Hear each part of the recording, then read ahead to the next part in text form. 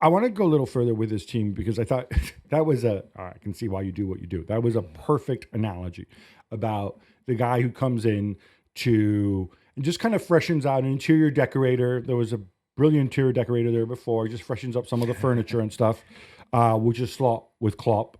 Although he did change, I think, as we said, he is changing the style of play. Yeah. But the personnel is there, the teamwork is there.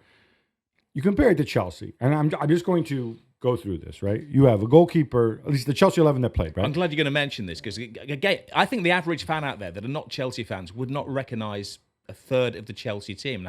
They'd have to get on the internet. They'd have to go, who's that? Who's that guy? Where did he come from? How long has he been around? It's a completely new look team. The amount of turnover, right? You had a goalkeeper in Robert Sanchez who I don't think is very good, but whatever, was in and out of the team last year. The best of the 9 they've got. Right, stop it, be kind. Many of those guys have left now. You have Reece James, who's obviously been there forever, but started, I think, 5 games all of last season, coming back from his umpteenth long injury. You have Malagusto playing at left back, even though he's really a right back. And yes, Ben Chilwell's in the back somewhere, but he's not in the squad, so we won't mention him. You have Tosin, completely new this year. You have Colwell, who, again, injured for a long stretch last season. In midfield, you have Caicedo, who was there last season. Fair enough. You have Lavia, who missed almost all of last season. They could have been the Liverpool midfield, those two, couldn't they? It could have been. History, yes. It's a parallel universe. You have Cole Palmer, no argument there. You have Nani Madueke, who I think has been really good. You have Jadon Sancho, just arrived at the end of the transfer window. And you have Nico, who I think is improving. Although, dude, we thought you turned the corner in getting stupid yellow cards to dissent, and now you got another one.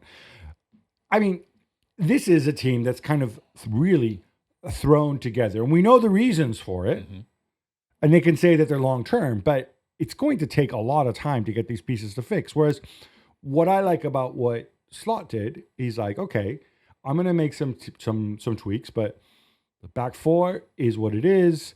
In midfield, he moved to 4-2-3-1. We know Alexis is McAllister. His big gamble, perhaps, or the big unknown was, can Ryan Gravenberch kind of play in that deeper 2 and provide the sort of passing that I kind of want from somebody in that position? And he wasn't great yesterday, but has been, I think, very good this season. Szoboszlai as a 10 is something we didn't see under Klopp, but we did see before. And then, the wingers and the center forward, that's the same bunch, and he's got his assortment that he can pick from. I mean, that is one lens through which to view these two clubs, right?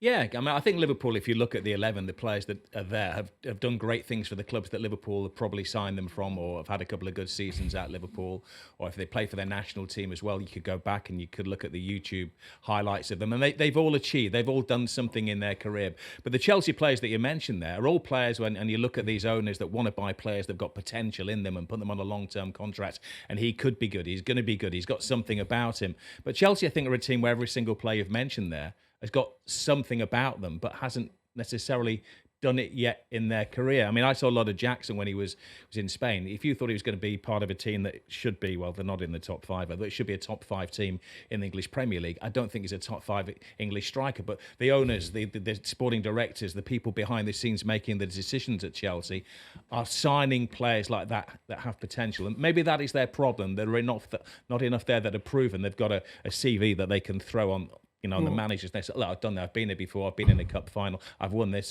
They'll show me your medals. Whereas I think Liverpool have that advantage. This is kind of the age-old issue. You say it's a problem. I think Chelsea would say, if Baydad were here, he would say, no, this isn't the problem. This is our deck. This is our game plan. Like, we sign the best young players around, and we've heard it, we amortize it.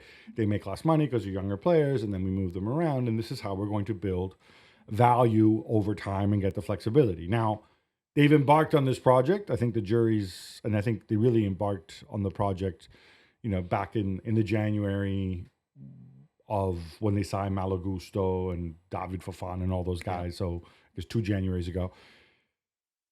Is it going to work? Jury's out. But it's interesting, though. I mean, I think it has to be given a chance to work, right? And that's why they have to be disciplined. even at the expense of perhaps not finishing top four for a year or two. Yeah, absolutely. I think it's a work in progress, and it is progressing as well. They're not getting beat. Maybe last year with an 11 like that, they would have got spanked by Liverpool at Anfield. Now they're running the game. It came down to a chance at the end of the game that Chelsea could have scored, and marginal decisions as well. I just think the thing that Chelsea maybe need is one or two players who've played a little bit around Europe, that have been in that situation before. And the other thing, exactly what they don't want. They don't want that kind one of or two. I mean, I think it's not Thiago Silva, the younger Thiago Silva. Yeah, I mean, we're looking at Barcelona. I did the Barcelona. We'll talk about Spanish football later on. But you look at the Barcelona team. They're playing two 17-year-olds in there. They've got a couple of 20-year-olds and a 21-year-old. But they also have Lewandowski at the top, Ter Stegen before he was injured as well. And they can look at these guys for leadership. Whereas I think if you look at Chelsea, there's not that disparity of ages and experience in the team. I'm not saying they're a bad team at the moment, but I think there just needs to be that kind of a bit of a spike when it comes to the ages and experience. I genuinely don't know because I wasn't paying attention. But when Reece James obviously captained the side, he's a club captain. Mm-hmm. I don't even know who the captain's armband went to when he came off. I'm going to assume maybe Colwill. Well, that's the thing. You answer your own argument there. Who is there that you look to that goes, well, he's the guy that's got the next number of games, 150 games, 200 games in the Premier League, or Serie A, or the Bundesliga, or whatever. It's funny too because a lot of these analytics types. There's an article that came out recently. They kind of have this rule of thumb about, which again is kind of a no-brainer, but like, you can sign really young players if they've played a lot of minutes because that shows that they're good and their manager wants them in the side, and you have enough data that you can judge them, which again is kind of a no-brainer. Yeah. I think it's 3,000 senior minutes is kind of the threshold where the data becomes more reliable. The curious thing is Nico Jackson had not played that amount of minutes. Mm-hmm. I think he's still developing. I think he is somebody who is an unmitigated success thus far in his development compared to where he was. And I've praised him for being able to grow in a tough situation with all the upheaval at Chelsea. A lot of the others, and obviously Cole Palmer hit the ground running and so on, Madueke is growing, but you still have serious question marks, and I think especially at the back, and that's something that he needs to work on. But I want to move it to Liverpool because we praised Curtis Jones. First off, the Jones on Robert Sanchez, where the penalty was given and then overturned. Are you okay with that? Well, in a previous life, I was a professional goalkeeper, Gab. So I want to get that. I want to get that perspective from you, and I'll be asking you more goalkeeping questions later. Yeah, and I will always stick up for the goalkeepers. But I would say on that occasion, he did get a slice of the ball, and he touched the ball, Sanchez. But the other thing was, if you're talking about the penalty, the Sanchez penalty that wasn't, is that if you made a tackle like that, or any other player on the field made a tackle like that, the referee would immediately be giving a free kick or a penalty, wherever it is, and showing a yellow card because it wasn't a great tackle, but it was a goalkeeper's tackle. So the argument being just because you get the ball doesn't mean you can't go through the opponent. Yeah, exactly, and take him out with the upper thigh. So it was not a textbook tackle. They won't be teaching that at the FA headquarters at St George's Park or whatever. I mean, I think as a goalkeeper, you have the advantage that you can throw yourself to the ground in a way that a forward can't do. Yeah. And so there's bound to be contact if he's coming with you at pace. And the question is, at what point does it become dangerous? The way Jones went over, I thought he was going to land on his head. I also wonder, had that been a striker, somebody a little cannier, might he said, "Oh, you want to come out?" He just would have just knocked the ball to one side, dragged his foot, and won the penalty that way. The way it unfolded, I'm with you. I think not the best form, but equally, he does get to the ball first. Jones could jump over him. Again, it was a weekend of massive VAR decisions. And again, when you look at it in real time, at the speed of the game and the movement of the goalkeeper coming off his line and the way that Curtis Jones was going at the ball, it looked like a penalty, didn't it? But when you slow it down frame by frame by frame, you see that he just fractionally touched the ball. All right, Curtis Jones had a big game. I think he's a big value add for Liverpool. But we were talking about this off air before. He has a lot of options. This is a big squad. And it's obviously for a team that's competing both in Europe and domestically, that's something that you need. I've made the point now that Chiesa on board as well brings a number of his, you've got 6 guys for 3 spots up front. In midfield, if we assume that the base midfield for now, at least, is McAllister, Szoboszlai, and Gravenberch, then beyond that, you've got Endo, You've got Jones. You'll have Elliott when he comes back. So that's almost like a second team. At the back, maybe not quite as much depth, but you've got Kwanzaa and Gomez and Tsimikas and the right back who I'm blanking on. Connor Bradley. Connor Bradley. Yeah.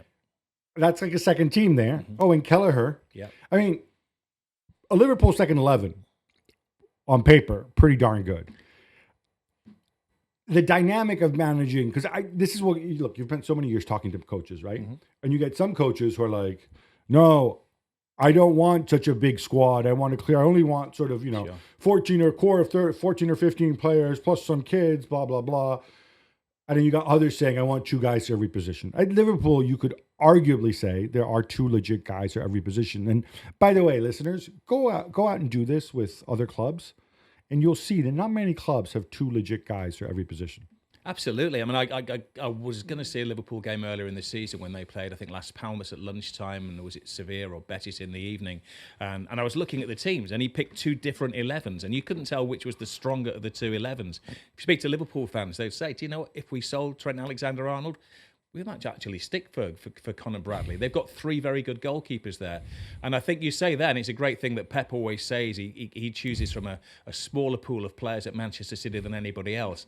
And I think when Slot came in, he will have said to them behind the scenes, I've actually got too many players here. If I'm doing 11 against 11 on the training ground at Kirkby, I'm going to have to leave 6 or 7 players on the sidelines. The likes of Tyler Morton, was it Downs who came in last year, Ben Doak, who played for Scotland, did brilliant for Scotland last year. They've sent him to Middlesbrough for a gap year up there. And I think those players that came in when Klopp had a really good spell in the spring last year, that came in from the youth team and were fast-tracked in, they were there. So, but yeah, I think he's got a bigger pool of players. But Jones is maybe a good guy to have around. He's probably the kind of player that if he did fall out with Liverpool, Chelsea would be interested in, because they're saying, well, he's not got that many games. I think he's too old for Chelsea. Maybe just a little bit too old, maybe by 1 or 2 years. But he's the kind of player where they would go, do you know, there's value in him. And I think Jones would be getting a lot more minutes if he was at another Premier League club. And I think he would be a given. I know he got in the England squad and he had to pull out last week, but I think it'd be a given in the England squad if he was at another club. Well, Slot seemed to play the same guys over and over again at the start of the year, and which makes sense for a new manager.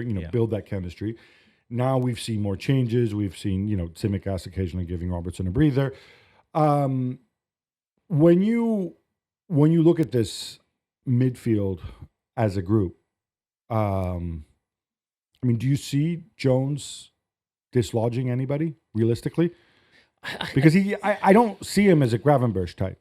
Do you? No, I think Gravenberch is doing a remarkable job there, and he's been the find of the season for Liverpool and redefined the way they're going to play. I mean, they were looking at Zubimendi and they thought they were going to get him, and the fans were disappointed. As you say, Caicedo and the other guy who was playing in midfield for Chelsea, they desperately wanted those 2 years ago. Then they forgot Lavia. They forgot about those. They've now forgotten about Zubimendi. He's going to go somewhere else. And all of a sudden, Gravenberch, he's not the anchor man who's crunching into tackles, but he holds his position there. I think he's the one player that's going to play week in, week out. The thing is, if they play Gravenberch and McAllister, there's not a lot of dynamism in the midfield. But if you have Harvey Elliott and you've got Curtis Jones and the game is at a certain pace, you can bring them on and it steps up a pace as well. And if the guys have been away on international duty, you've played in the Champions League, that's when he needs to re-energise the team. And I think Slot is not quite Inzaghi level with program substitutions and stuff like that, and using his 5 subs. But he probably, I think, is a guy who generally makes best use of subs and has that ability to go and change games, especially we see it a lot with the forwards, but I think that bodes well. I think this could be a challenge keeping everybody balanced. And I'm wondering, I'm just going to throw this out there so the Liverpool fans do not get angry. Is this a sign when you've got such a big squad that you're also doing this because it gives you leverage over Mohamed Salah and Virgil van Dijk and indeed Trent Alexander-Arnold, in the sense that all 3 obviously coming to the end of their contracts in June. Like I've said this, none of these players are, you must extend them at any cost. No, everybody has a price. You've got the smart people in charge upstairs, right, to who they brought back to go and decide what that number is. But I think this gives them a lot of leverage in the sense that none of these guys, at least in terms of bodies, familiarity, is necessarily irreplaceable. Obviously, you'll want to upgrade, but Yeah, and the thing is, that if they're doing well and you've got this really hungry group of players, the less of a dependence on Van Dijk. I mean, they're all playing well. Salah's playing well. Van Dijk's playing well. Trent Alexander-Arnold is Trent is at the peak of his powers. But if you're the guy negotiating with them, they say, well, look, okay, Trent, if you don't want to stay here, we'll put Connor in there because he does a good job. And the fans are recognising that as well. And Trent isn't playing 90 minutes week in, week out. Van Dijk, the signing there, I mean, I think they desperately need to sign a central defender, but he'll want to be the leader. And part of that group of players that are coming through and going, well, hold on, do I sign a 1 year and not be here in 2 years when they're doing this? I want to be here for 3 years. And maybe that will bring down his asking price as well. And Salah, I mean, he could go anywhere in the world, couldn't he? But again, he will look at this team and think, well, I want to be fighting for he's not a given Mo Salah in the team at the moment. No. He's absolutely earning his place. And I think he's taken his game up a level this year as well. And he's needed to with the competition for places there. So, yeah, I think it's a bargaining chip for the people behind the scenes at Liverpool. You want to be part of Liverpool, sign the contract? This is what the future is. Yeah, I think we really have to tip their hat to them because I think from that part, they've played a blinder.